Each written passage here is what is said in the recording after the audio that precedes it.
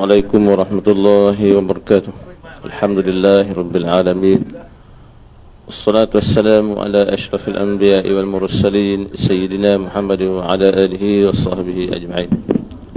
Yang bagi Al-Fadhil Ustaz Al-Fadhil Yusuf, tuan-tuan, perempuan sidang jamaah yang dihormati sekalian. Alhamdulillah, di pagi yang mulia ini kita dapat bersama-sama untuk bersolat subuh berjamaah, dan seterusnya kita dapat duduk dalam majlis ilmu. Dan pada pagi ini kita berpeluang untuk bersama dengan Al-Fadhil Ustaz Al-Fadhlan dalam bacaan kitab Ihya Ulumuddin. InsyaAllah mudah-mudahan kita dapat mengambil manfaat daripada kuliah pada pagi ini, insyaAllah. Silakan Ustaz.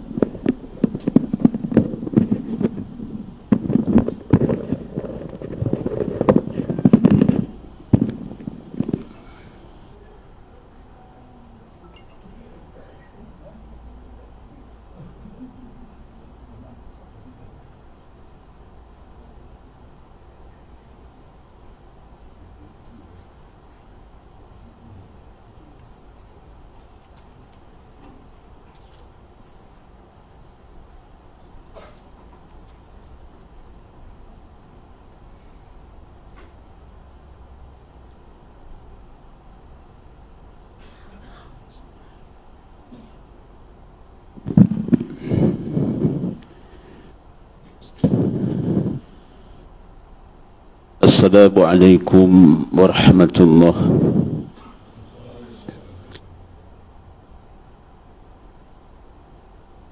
Firman Allah Ta'ala,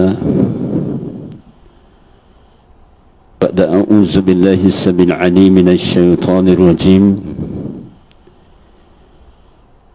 min hamzihi wa nafthihi wa nafsihi.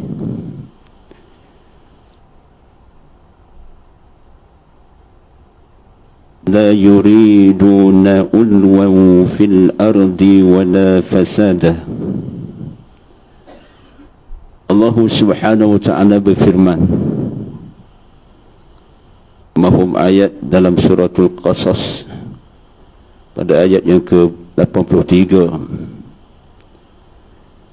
yakni kebahagiaan negeri akhirat itu kami berikan, kata Allah, orang-orang yang tidak menyombong diri dan tidak berbuat kerosakan, yakni maksiat di muka bumi. Sadaqallahul azim. Allahumma arhamna bil Quran waj'alhu lana imaman wa nuran wa hudan wa rahmah. Ya Rabbi lakal hamdu kama yanbaghi li jalali wajhika wa lil azimi sultanik. Allahumma lakal hamdu kulluhu ولك الملك كله بيدك الخير كله إليك يرجع الأمر كله لا حول ولا قوة إلا بالله إنا لله وإنا إليه راجعون اللهم إنا نسألك علما نافعا ورزقا طيبا وعملا متقبلا ربي اشرح لي صدري ويسر لي أمري واحلل عقدة من لساني يفقه قولي وبعده وصلى الله على محمد وعلى آله وصحبه وبارك وسلم والحمد لله. Para pencinta dan penuntut ilmu, pengurusi dan seluruh jawatan kuasa, staf jawatan kuasa, saya hormati sekalian, dan kita raikan Al-Fadhil Ustaz yang mengurusikan majlis ilmu pada pagi ini, para imam, para muazzin, para pencinta dan penuntut ilmu, tetamu-tetamu Allah yang hadir, yang menyaksikan pertemuan pada pagi yang damai ini. Bagaimana Allah Subhanahu wa ta'ala menyapa saya dan kita semua tanpa kecuali. Umpama dalam suratul Qasas ayat 83 ini, bagi kebahagiaan yang hakiki di akhirat nanti, Allah Subhanahu wa ta'ala akan mengganjari sebab hidup di dunia ini kepada orang-orang yang tidak menyombong diri. yakni ada je sifat takabur, maupun dalam masa yang sama, dan dalam masa yang sama tidak berbuat kerosakan, yakni maksiat semasa hidup di muka bumi ini. Kita dapat ibrah lebih awal pada pagi ini. Pertama, tidak berjombong diri. Telah saya kemukakan sebelum ini ada 5 hal sama sekali hukumnya wajib buang sejauh-jauh yang dapat. Dalam bahasa sekarang contemporary, delete. Minta Allah jauhkan saya dan kita semua daripada sifat takabur. Yang lebih awal berlakunya syirik dalam pengabdian kita kepada Allah. Dan di antara 5 hal itu termasuk juga riak, sum'ah dan ujub. 5 perkara ini kita kena hadam sebaik-baiknya, sedapat-dapatnya. Kerana penyakit-penyakit batiniah yang saya klasifikasikan sebagai virus yang very dangerous, walaupun siapa pun kita, sama ada kita ada liability, aset, harta, pangkat, hatta kemasyhuran, kekuatan, ketampanan, yakni kecantikan juga. Begitu juga berkaitan dengan amalan, hatta ilmu sekalipun. Maka kerja rumah ini bagi saya yang bercakap ini belum selesai. Kerana sementara hidup perjuangan ini belum selesai. Sama ada yang mendengar atau menyaksikan, dan kita boleh sharing, kongsi, walaupun telah diperingatkan oleh para duat, para asatizah yang lain, apatah lagi para muallim, muallimah sekalian, para syekh dan sebagainya. Hak ni kita kena setting mindset kita. Sementara hidup ni buang sejauh-jauhnya. Jangan ada melekat, yakni pada dada, yakni qalbu kita, hati nurani kita. Di antara perkara-perkara yang mampu mengotori jiwa, mengotori jernih jiwa, yang mengganggu keteguhan dan ketenangan adalah bercita-cita agar dikenal dan mendapat simpati orang lain. Ini kata musannaf pengarang kitab ini, Syekh Dr. Ain Abdullah Al-Qarni. Saya mengambil penyataan Syekh ini kerana dia mendapati dengan syarah kitab Ihya Ulumuddin yang berkaitan dengan bagaimana kita bertanggungjawab untuk menyelami penyakit batin ini, termasuk saya kemukakan di sini pada pagi ini lanjutan daripada bicara di tempat lain, iaitu bab riya. Bab riya. Bismillahi awwalihi fi wa akhirih.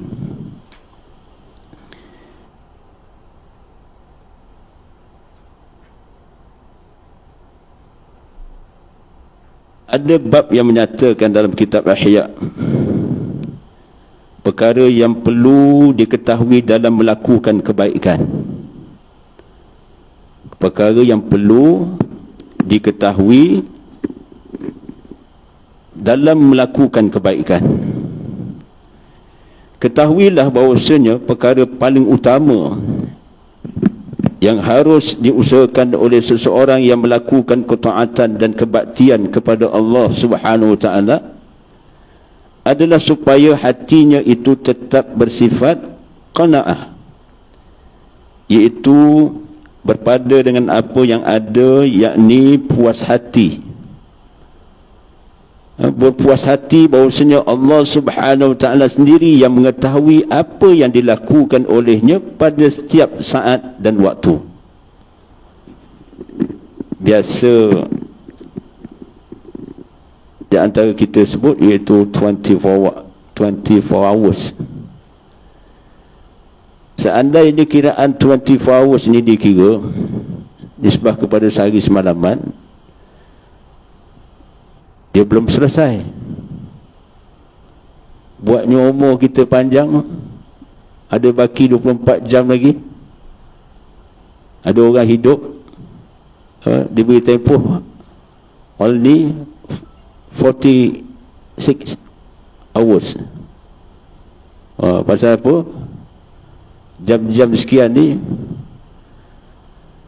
jatuh hukum iaitu gantung sampai mati.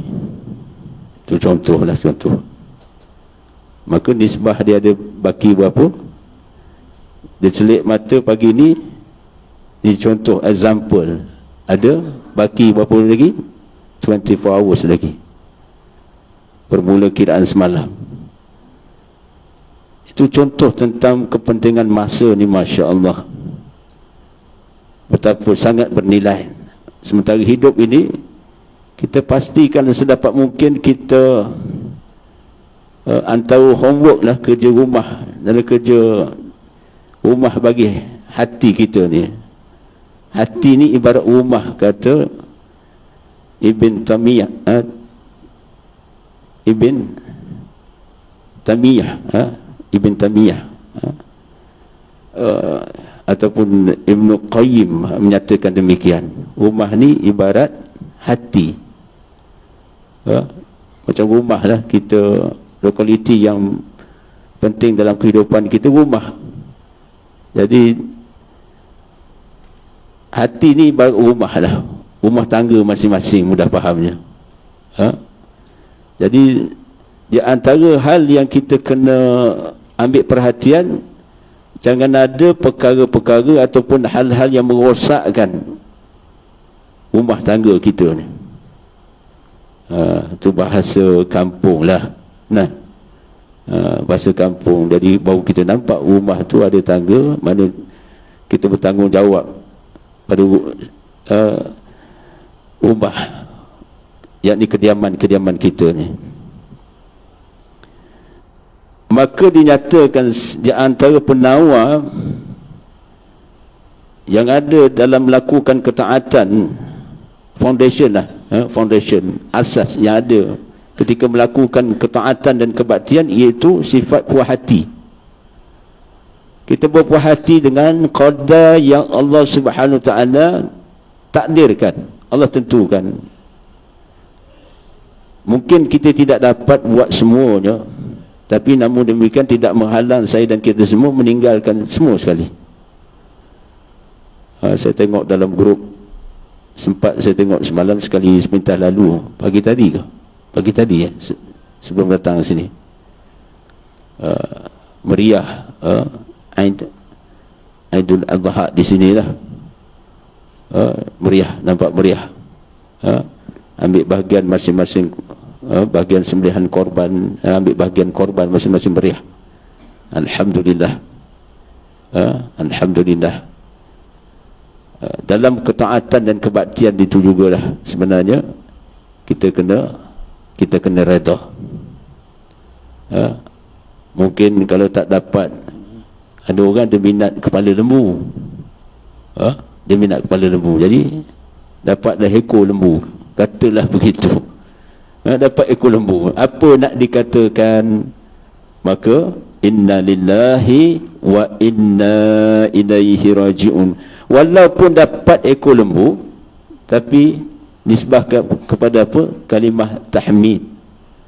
Alhamdulillah, dapat jugalah buat sup ekor. Nampak? Ini orang yang punya sifat puas hati. Walaupun asalnya dia target tu. Kalau tak kepala, Yang dia minat lah, antara tak sama minat orang dengan minat kita lah. Ada orang minat perut, dia tak gaduh, benda lain dia tak gaduh, tapi yang dia part perut tu dia kalah. Nah, mungkin orang di tempat lain, mungkin bukan di sini, wallahualam. Jadi nak sebutnya minat tu tak sama, tiba-tiba tak dapat, kepala tak dapat, perut tak dapat ekor, apa nak dikatakan? Dalam masa yang sama, maknanya dia adalah sikit hikmat, gotong royong dan sebagainya. Sikap puas sebagaimana yang dimaksudkan di atas itu tentu tidak dapat dirasakan kegembiraannya, melainkan bagi seseorang yang memang tidak ada sesuatu yang ditakuti melainkan Allah Subhanahu wa ta'ala. Tidak ada yang dijadikan tempat berharap melainkan darinya, dan tidak ada yang diingininya keadaannya melainkan daripada zatnya juga. La haula wa la quwata illa billah. Dinyatakan demikian, iaitu apa? Dalam melakukan ketaatan dan kebaktian ini, dia kena ada di antara yang dia kena faham, iaitu dia buat sesuatu itu mengharapkan redha Allah. Itu kuat bagi diri dia. Bila dia mengharapkan keredaan Allah, maka itu tunjang asas, foundation yang kuat untuk dia melakukan sebarang usaha. Walaupun dalam usaha itu ada mihnah, ada ibtila, ada ujian, ada dugaan, maka dia mengharapkan dari sisi Allah Subhanahu wa ta'ala dengan penuh pengharapan dan rasa takut kepada Allah tentang pembalasan Allah Subhanahu wa ta'ala. Dan di antara orang yang takut ni adalah orang yang berilmu. Orang yang berilmu adalah orang yang takut kepada Allah sepatutnya lah. Yahsyallah. Maknanya sepatutnya kita makin berilmu, semakin takut kita kepada Allah.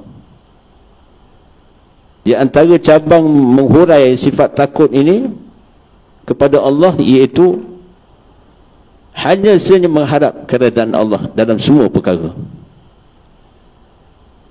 Tidak bergaduh dengan, berkecamuk dengan mengharapkan redha manusia. Ni sembang bolehlah dengan saya ni, kalau kita sembang bahasa kitab ni boleh. Tapi yang menguji ni, yang bercakap ni dululah. Tu apa-apa hal pun saya kena dulu. Itu biar kita nisbahkan kita dululah. Termasuklah kita ni lah, makin berilmu makin Allah Subhanahu wa ta'ala uji. Dengan fitnah, dengan ujian, dengan dugaan, dengan perkara-perkara yang ada kala kita suka, ada kala kita tak suka.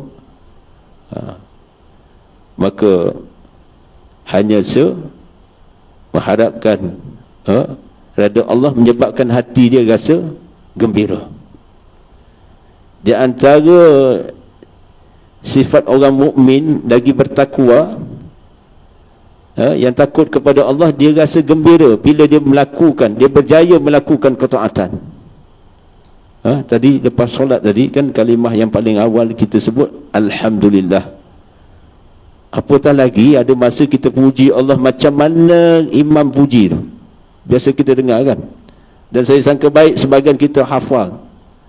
Ya Rabbi lakal hamdu kama yanbaghi li jana wajhika walil azimil sultani.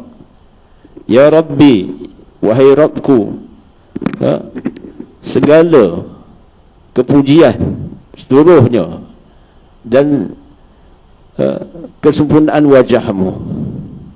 Kita sebut memuji Allah tu sebanyak mana yang Allah kendaki ataupun Allah mahukan, sehingga kan kita nisbahkan sehingga kan kita segah dalam ilmu Allah, yang ini kesempurnaan bagi zat Allah yang maha sempurna. Ini ucapan bila disebut subhana rabbil azim, nanti di akhirat nanti Allah akan balas. Allah lah yang membalasnya, pasal dalam satu riwayah itu malaikat tidak mampu. Jadi kalau kita panggil pina, pening tu nak catat macam mana nisbah kebajikan yang akan diganjarkan oleh seorang di antara hamba Allah, dia mengungkapkan kalimah pujian sebanyak itu, dinisbahkan seberat itu, semaksimum itu. Jadi Masya Allah, saya sangka baik sebahagian besar kita dah hafaz. Yang belum hafaz boleh hafaz, dan bila dah hafaz mana istiqamahkan. Ketika maka itu seseorang yang masih takut selain Allah, masih ada yang diharapkan selain daripadanya, tentu ada keinginannya agar orang yang ditakuti ataupun diharap-harapkan itu akan mengetahui ataupun setidak-tidaknya mendengar kebaikan yang dilakukan olehnya.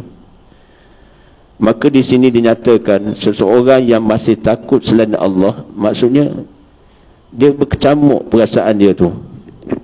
Sepatutnya takut hanya kepada Allah.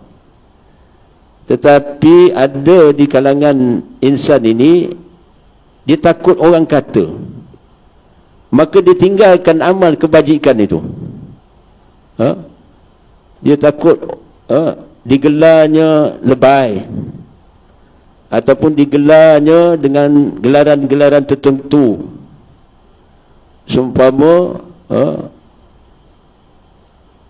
orang yang rajin beribadah, hatta orang berilmu dan sebagainya. Jadi dia takut nak ke majlis ilmu tu, ataupun takut, kadang-kadang ada juga penyakit, iaitu takut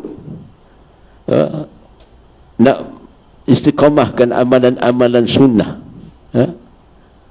Bila takut demikian, sebenarnya dia berkecamuk tu, dia belum sampai satu tahap, iaitu beribadahnya hanya saja mengharapkan redha Allah. Maknanya dia bercampur bau dengan, dia bimbang takut orang kata dia rajin, dia seorang ahli ibadah, maka dia sembunyikan. Contoh solatul jamaah. Sepatutnya solatul jamaah di rumah Allah, di masjid, di surau, tetapi ada masa dia solat jemaah ni di rumah dia. Dia ada masa, dia banyak masa juga dia solat di rumah. Pasal perasaan ni tak apalah, dia merasakan aula bagi dia, dia nak fair, dia nak balancing. Ada masa berjemaah di masjid, nampak, ada masa berjemaah di rumah. Sebenarnya yang fardu ni istiqamahkan di rumah Allah. Yang sunnah tak apalah. Yang sunnah ni nak dilakukan lebih di rumah, silakan, siru ala barakatillah. Yang fardu ni nak tak nak kita istiqamahkan saja. Salat fardu berjemaah di masjid, di rumah Allah, di surau dan sebagainya. Dalam masa sama dia istiqamahkan juga hadir majlis ilmu. Hak dia nak cari di luar tu silakan, tapi jangan bimbang. Maknanya bila kita hadir majlis ilmu ni, insya-Allah salah satu hikmahnya iaitu selain daripada didoakan oleh para malaikat Allah, Allah jadi saksi utama pertemuan ini, maka kita akan rasa dekat dengan Allah, kerana peringatan demi peringatan yang disebut tazkirah ke mauizah ke, mengambil ibrah satu-satu pembentangan itu, maka semakin dekat dia, hatta menimbulkan rasa takut dia kepada Allah tentang hari pembalasan. Ini kita boleh flashback balik, di antara hikmah ilmu yang bermanfaat iaitu dia semakin takut dengan Allah. Makin berumur, makin apa? Makin menebal. Hatta rasa cinta dia kepada apa yang dia tauhidkan. Ni homework buat saya dan kita semua. Kita kena wokah naik lagi. Kata dah ada dah perasaan, dah kenal, maka tak kenal maka tak cinta. Contoh, kita ta'aruf dulu. Awaludin ma'arifatullah, awal agama ni mengenal Allah. Maka bila kita cuba kenal Allah dengan wasilah-wasilah tertentu, terutamanya wasilah dengan ilmunya, yakni kitabnya, ilmu wahyu, yakni Al-Quran. Subhanallah, maka bila dah kenal, dia akan timbul apa? Rasa sayang. Kemudian timbul rasa lagi akan ada feeling, iaitu rasa kasih. Bila rasa kasih, timbul rasa rindu. Dan bila rasa rindu makin naik ke atas, insya-Allah mahabbatullah, kasih sayang, dengan jamak sekali, iaitu cinta kepada Allah Subhanahu Wa Taala. Hak ni kerja rumah buat saya dan kita semua. Itu boleh naik lagi, naik. Mudah-mudahan Allah naikkan kita ke suatu darjat, iaitu makam orang-orang yang berilmu, yang dimasukkan nilai-nilai murni di dalam hati sekalian kita. Maka di waktu, oleh sebab itu, barang siapa yang masih berada dalam keadaan ini, dalam keadaan bagaimana dia mengharapkan penilaian ataupun kebaikan oleh orang lain kepadanya, dan di antara fitnah yang boleh berlaku dalam soal batin ini, dia mengharapkan kebaikan yang dilakukan itu didengar oleh orang lain. Oleh sebab itu, barang siapa yang masih berada dalam keadaan ini, hendaklah memaksa hatinya sendiri untuk membenci perkara yang sedemikian, dan hendaklah mempertimbangkan masak-masak dengan menggunakan akal dan dasar-dasar keimanan. Perlu juga hatinya itu memikirkan betapa besarnya bahayanya itu, kerana dia pasti memperolehi kemurkaan Allah, serta akan hilang pahala amalan yang dilakukannya. Wal'iyazubillah. Inna lillahi wa inna ilaihi raji'un. Maknanya, musannif, pengarang kitab ini menyatakan, sesiapa yang dalam keadaan masih berbaki sibuk dengan penilaian manusia, penafsiran orang, maka salah satu di antara kaedah menawari penyakit itu, iaitu memaksa hatinya, minta pertolongan Allah supaya Allah beri penerangan dan pencerahan, supaya hati ini nampak yang benar itu benar, yang salah itu salah. Di antara keduanya ada perkara yang sama-sama, ada riak yang sama-sama. Ini pun very dangerous juga. Kita akan sampai pada perenggan tu suatu hari nanti. Riak dalam hal yang samar-samar. Maka diingatkan kepada saya dan kita semua, pertimbangkan masak-masak, yakni dengan nada kematangan kita yang selama ini telah ada sikit sebanyak ilmu untuk kita guna pakai dengan dasar keimanan yang benar kepada Allah, dan dalam masa sama berilmu, mempunyai ilmu pengetahuan tentang perkara yang berbahaya, merosakkan hati ini. Salah satu yang merosakkan amalan, iaitu berkaitan dengan timbulnya riak. Riak. Lebih-lebih lagi pada waktu melakukan ketaatan ataupun ibadah yang besar dan yang menyukarkan, sebab jiwanya itu pasti kurang dapat mengendalikan nafsunya, sehingga timbul keinginannya untuk menonjolkan amalan dan bersikap tamak untuk memperolehi pujian daripada orang lain. Tambah-tambah lagi, di waktu melakukan ketaatan maupun dalam satu-satu urusan ibadah yang besar itu, maka sebenarnya suatu yang menyukarkan, sebab jiwa itu pasti kurang, kerana terdedah dengan hawa nafsu syahwah. Hawa nafsu syahwat. Nafsu ni dia bersarang di mana? Dalam dada kita. Dia boleh bertenggek dalam hati kita. Jadi minta Allah Subhanahu wa ta'ala kendalikan. Ya mukallibal qulub, sabit qulubana ala dinik wa ala ta'atik. Allahumma janibni munkarati wa akhlaki wa a'amali wa ahwa'i wa adwa'i. Cuba ulang baca ni. Wallahu a'lam. Dah berapa kali ulang ni, ingat ke hidup, wallahu a'lam. Kadang-kadang doa tu sebenarnya walaupun ringkas, cuba ambil dan amalkan, sehingga kan kita terkesan dengan doa yang warid daripada kauliah Nabi sallallahu alaihi wasallam ini.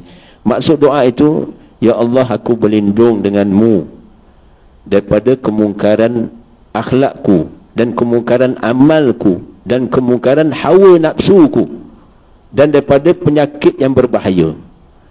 Jadi ambo sebut kali keempat sini. Ambo nisbah ke 3 kali dah ambo royak ni. Kalau tak ingat lagi, tak tahulah demo ni. Kena ulang siar baliklah rakaman di mana-mana, ataupun ambil, saya cuba cari balik nota tu. Allahumma, sebut ramai-ramai, Allahumma janibni munkarati wa akhlaki wa a'mali wa ahwa'i wa adwa'i. Allah Rabbi, seandainya kita yakin 100% tanpa was-was, kita baca doa ini, Allah makbulkan.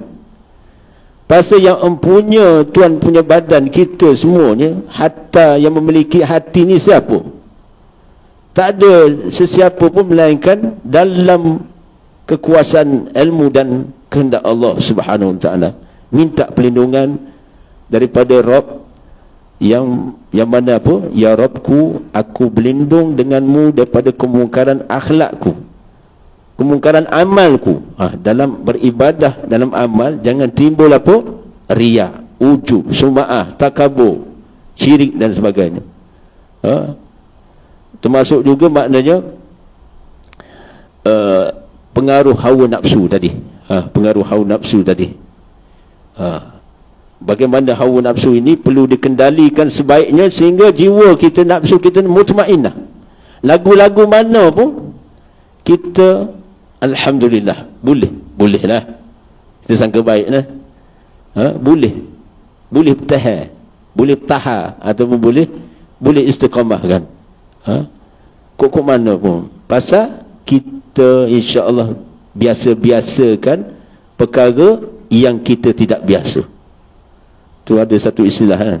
Biasa-biasakan perkara yang kita tidak biasa. Apatah lagi kalau perkara itu mendapati sunnah muakkadah yang sangat dituntut, yang sebenarnya kalau tak buat rugi besar, kalau buat untung besar. Banyak mana tu sunnah muakkadah ni sebenarnya. Contoh amal kebaktian dan amal ketaatan ni, dengan saya pun rasa Allahu Rabbi sayang sungguh dah. Sebelum sampai ke tempoh hari ni, kita telah melalui proses-proses laluan-laluan yang sebenarnya sekiranya kita guna laluan tu, memang dekat kita dengan Allah.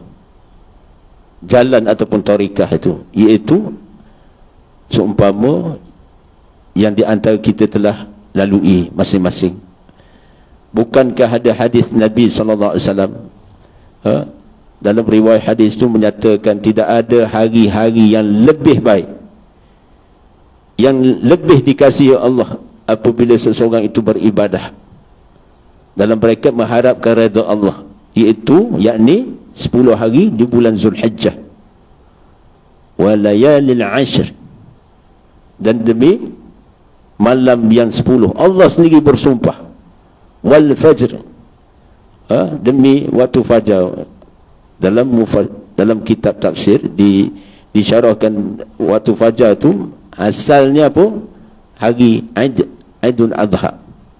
Tapi kita boleh ambil ibrah umum, pengajaran umum demi waktu fajar. Kemudian dan demi malam yang 10. Ulama syarah tentang malam yang 10 ini, ringkas ceritanya, malam-malam 10 Zulhijjah. Tapi ada juga ulama Ibnu Abbas menyatakan balancing perkara itu, malam berkaitan dengan malam, iaitu malam 10, malam yang terakhir. Berkaitan dengan siang, siang yang terbaik adalah 1 Zulhijjah sampai 10 Zulhijjah. Maka kita balancing perkara itu, sebenarnya kita telah lalui. Namun sejauh mana apabila telah digazatkan dalam Al-Quran dan diberi penerangan dan pencerahan dari segi syarah al-hadis, maka subhanallah, sejauh mana kita melalui hari demi hari, 10 hari yang terbaik di dunia ini dalam setahun. Tapi nak sebutnya tak boleh tanding malam Lailatul Qadri khairum min alfi syahr. Tapi berkaitan dengan hari tadi, 10 hari tadi, orang pegang sebut apa keher. Pekeher kita ni, kita ni diberi peluang dan ruang sebenarnya. Hari-hari diberi peluang dan ruang untuk memilih yang terbaik. Bila saya lihat satu demi satu perkara-perkara yang kita boleh lihat dengan depan mata kita, hatta kita boleh melihat secara jarak jauh, kematian demi kematian yang orang yang kita kenal, hatta orang yang maknanya kita anggap sebagai guru dan sebagainya, hatta di kalangan yang kita tak kenal, tetapi sama ada kenal ke tak kenal, bila sampai masa mati. Jadi kematian ini suatu tazkirah yang baik sebenarnya. Taib, di antara minit-minit akhir ini dinyatakan,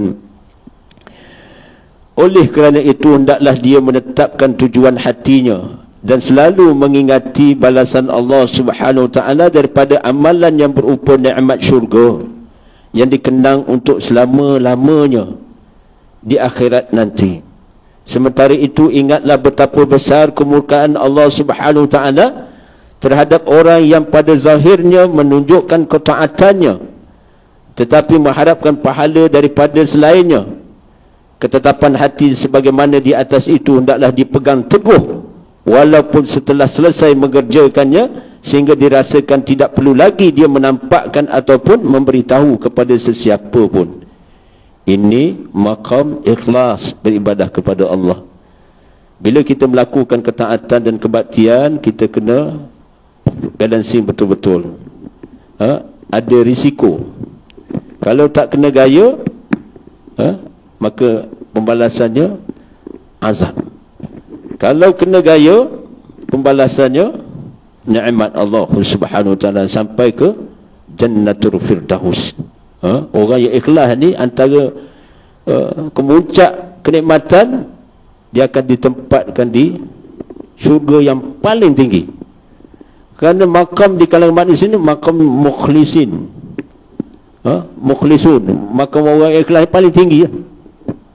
Siapa yang orang yang ikhlas itu? Minan nabiyyin siddiqin syuhada dan salihin. Termasuk kita-kita ni masih berpeluang untuk mencapai suatu tangga kejayaan dalam kehidupan di dunia ini, iaitu mudah-mudahan Allah jadikan saya dan kita semua ini orang yang ikhlas. Dan di antara lafaz doa yang boleh kita lantunkan di waktu ini, iaitu yang dinyatakan bagaimana mafhum doa itu menyatakan, iaitu ya Allah, kurniakanlah kami kefahaman ilmu, kefahaman agama yang mendalam, dan masukkan kami dalam golongan hamba-hambamu yang saleh. Dan boleh kita ulang baca seumpama dalam doa dalam surah Syu'ara yang telah saya kemukakan juga di sini mungkin, Rabbi habli hukma wa alhiqni bis-salihin. Rabbi habli hukma wa alhiqni bis-salihin, ayat yang ke-83 surah Syu'ara. Dan dinyatakan pada lafaz yang terakhir pada pagi ini berdasarkan sabdaan Nabi sallallahu alaihi wasallam dalam satu mafhum, dalam satu lafaz hadis, man ra'allahu bihi wa man sam'allahu bihi. Barang siapa beramal kerana riak, yakni ingin amalnya dilihat oleh manusia, Allah pun akan memperlihatkan amalnya kepada manusia, yakni dan hanya itulah balasannya. Waman sam'a Allahu bihi. Barang siapa beramal kerana sum'ah, yakni ingin amalnya didengar manusia, Allah pun akan memperdengarkan amalnya kepada manusia dan hanya itulah sahaja balasannya. Dalam satu riwayat hadis ini berkaitan dengan riak, Rasulullah SAW menyatakan sesiapa yang beramal ada bercampur bau dengan riak, suka dipuji, suka disanjung, maka amalan itu akan diperlihatkan kepada sesiapa yang dia niatkan. Di akhirat nanti Allah sendiri akan zahirkan, kerana Allah sifatnya Al-Alim, Maha mengetahui. Dah mu nak sangat orang puji mu nak sangat orang maknanya akak mu, hari ni mu suruh demo tu akak mu. Waktu di mahkamah Allah ni tak ada siapa lah yang lebih berhak. Semuanya tunduk dalam keadaan takut dan hina. Ketakutan yang begitu dahsyat, kehinaan yang begitu tidak terperi rasanya. Hina tu. Kerana Allah Subhanahu Wa Taala waktu itu mendabik dada dengan maksud menzahirkan dialah Al-Mulk, raja yang merajai kerajaan langit dan bumi, dunia dan akhirat.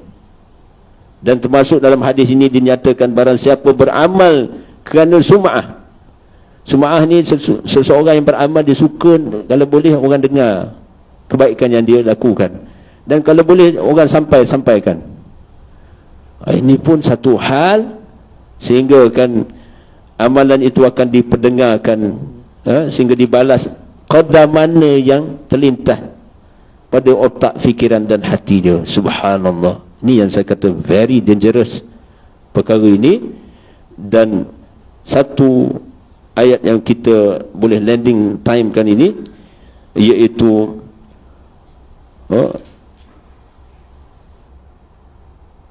yura'unan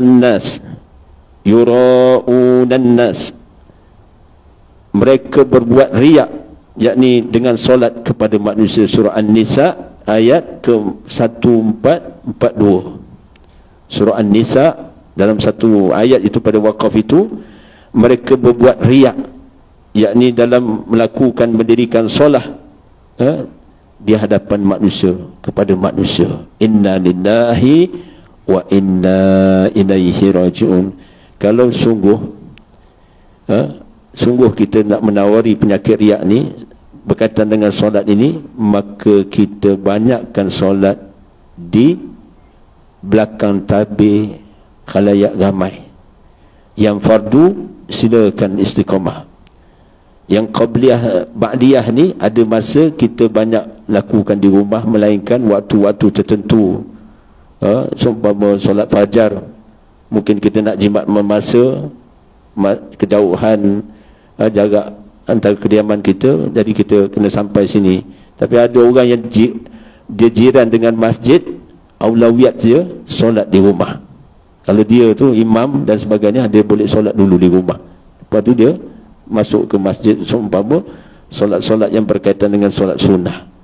Tapi kalau kata jaga masa dan sebagainya, maka kita lihatkanlah kesesuaian. Cuma nak sebutnya solat malam. Solat malam kita pakat rajin-rajinkan buat. InsyaAllah bila buat rajin, insyaAllah Allah beri kekuatan, walaupun kita berada atas kenderaan.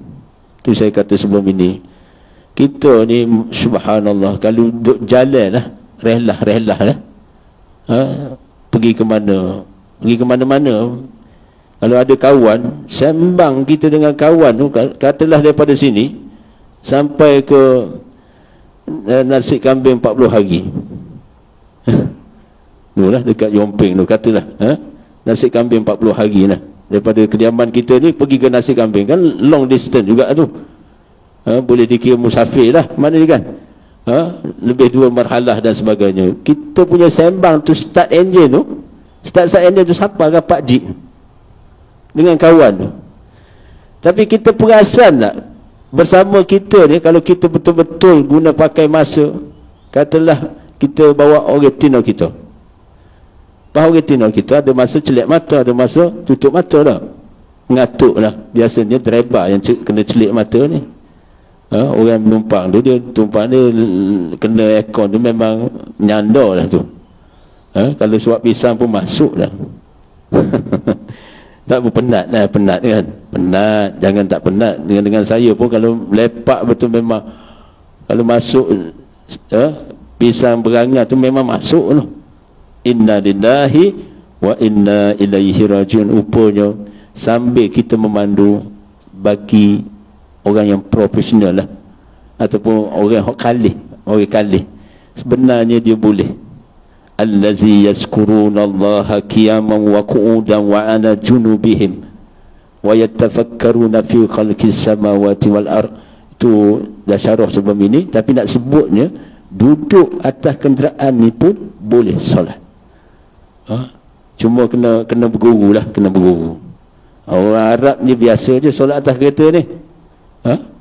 Selagi ada wuduk, faham nak ikut mana ustaz? Kiblat ni. Mula-mula satu perbahasan ikut arah kiblat yang pertama tu. Agak-agak kita setting ni nak keluar ni kiblat kata di sini. Allahu akbar. Lepas tu nak gimana pergi lah. Pasal solat sunnah. Solat sunnah. Taib, apa tadi? Sambil duduk tu berapa rakaat tu sebenarnya? Selamat ke tidak ustaz? Tadi saya dah sebut tadi, bukan sembang dengan kawan tu. Kadang-kadang sembang dengan kawan dengan telefon tu, angkat tangan, sempat lagi angkat tangan. Ngangguk cakap, sungguh cakap dengan telefon, pegang handphone ni. Lama je angkat tu. Tak. Tapi kita dengan Allah kan very simple. Peganglah steering. Ni jalan yang selamat atas highway ni. Allahu akbar. Bacalah. Kalau rasa tak boleh nak tumpu pada semua bacaan, baca suratul Fatihah. Baca doa iftitah dulu. Doa iftitah yang ringkas ada kan? Doa yang ringkas, kemudian suratul Fatihah. Kalau boleh baca, kalau tak dapat nak baca, tak boleh nak tumpu surah yang lain seperti suratul Fatihah, baca suratul Fatihah. Tapi insya-Allah kalau biasa macam orang naik motor lah. Kalau dia biasa, motor dia akak lagi. Naik atas motor pun boleh, tapi bahaya dah. Tapi kita sebut ni maknanya jalan yang selamat, kita memandu dalam keadaan selamat, mata kita pun masa cerah, maknanya kita gunakanlah. Bayangkan, saya nak tutup dengan satu ucapan bila kita sebut Alhamdulillahi Rabbil Alamin. Kita pandu ni, kita tengok alam ini, segala pujian bagimu ya Allah Rabbal Alamin. Jiwa pada waktu itu, percayalah, cuba praktikal. Jiwa kita akan, bila mana kita gunakan ilmu betapa Allah ni Rabbal Alamin, seluruhnya kita puji Allah ni. Dialah Rabbal Alamin, segala pujian milikmu ya Allah, engkau lah Rabbal Alamin, Rabb yang mentadbir seluruh alam ni, termasuk alam kehidupan kita yang sedang memandu ni, alam kehidupan kita yang berbaki lagi, alam yang kita menyaksikan ini, alam masa depan kita dan sebagainya. Allah Rabbi, kosatkan banyak tu puji Allah.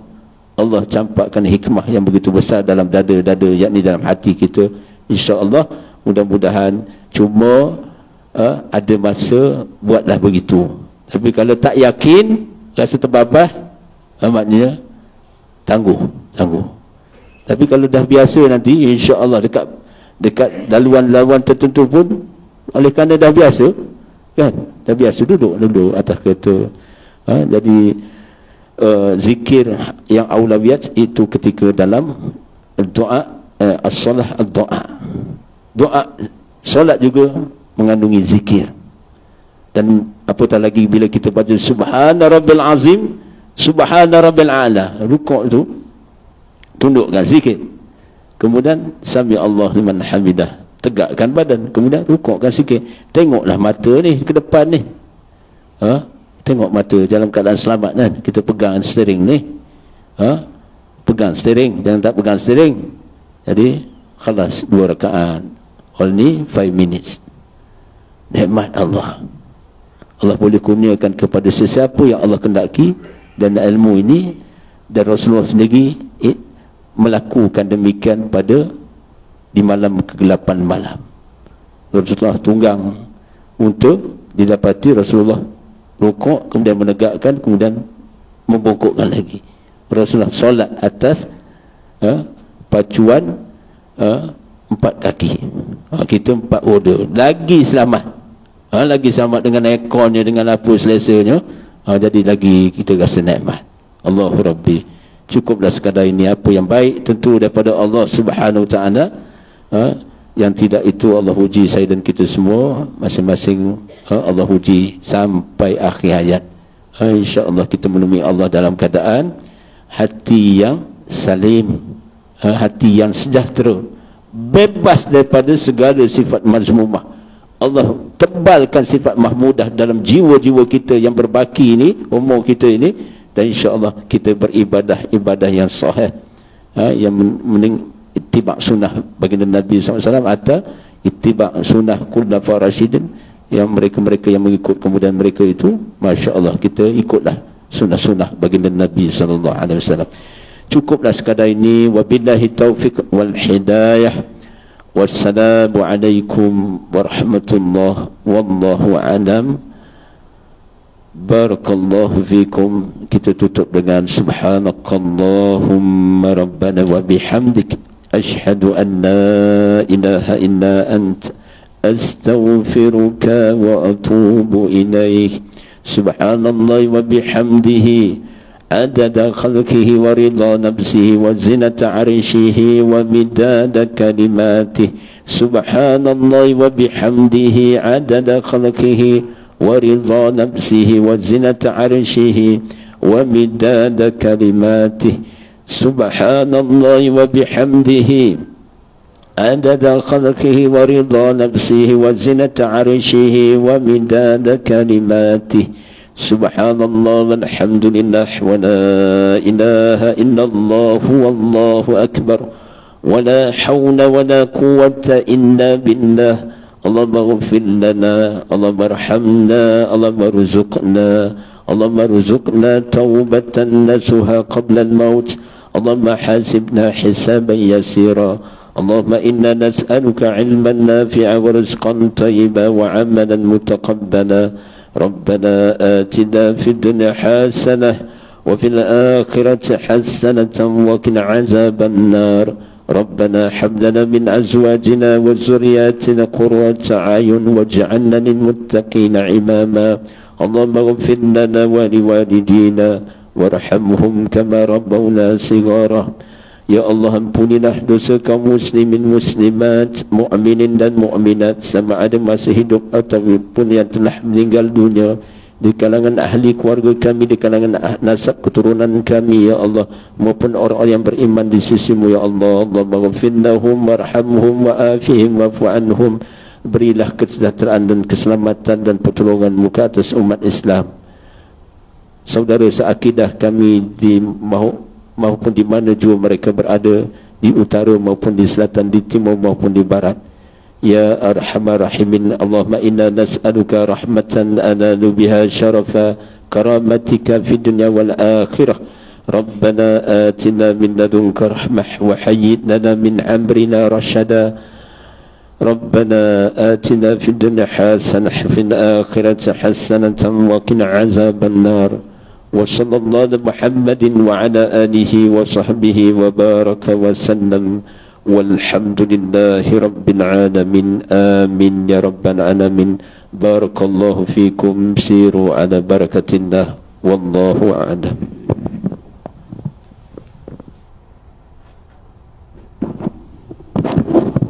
Terima kasih diucapkan kepada Ustaz yang telah berkongsi ilmu pada pagi ini. InsyaAllah kita bertemu di lain ketika. Dan pada malam ini insyaAllah kita ada kuliah maghrib oleh Ustaz Yusri Amri. Sekian, Assalamualaikum warahmatullahi wabarakatuh.